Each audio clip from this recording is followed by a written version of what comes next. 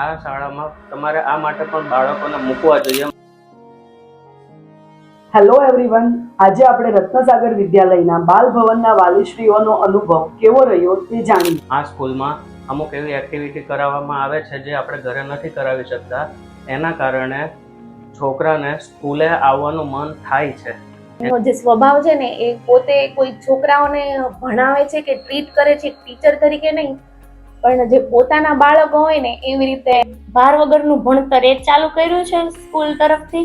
તો બસ મને એ પહેલા ગમ્યું હતું. ભગવદ્ ગીતાના શ્લોકો, હનુમાન ચાલીસા બધું જ ભણાવવામાં આવે છે. ક્લાસમાં છોકરાઓને ડેઈલી વાર્તા કહી છે. અહીંયા જ ભણાવવું જોઈએ છોકરાને.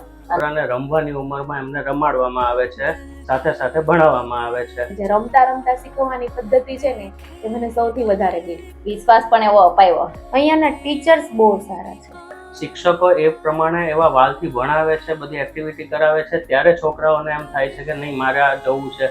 એટલે છોકરાઓને બી ભણવામાં મજા આવે છે. કોઈ પણ પ્રોબ્લેમ હોય અમે ફોન કરીએ તો તરત જ એમનો જવાબ આપે. ટીચરને કોલ કરીએ કે રૂબરૂ મુલાકાત લઈએ, ટીચર આપણે પહેલા આન્સર આપવા રેડી હોય. અમે અહીંયા જઈએ ત્યાં સુધી અહીંયા જ ભણાવવાનો વિચાર છે. આપણે ફટાફટ કામમાં હોય એટલે ગમે એમાં મૂકી દીધી હોય તો કે આમ નહીં હોય, આ સર હું તને શીખવાડું કેવી રીતે પાથર.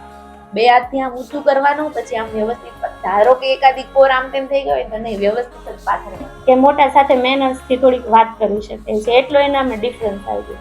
રત્નસાગર વિદ્યાલયમાં 6-7 મહિના જે થયા એમાં મને મારો એક્સપિરિયન્સ બહુ સારો રહ્યો. આ શાળા બધી રીતે પરફેક્ટ છે.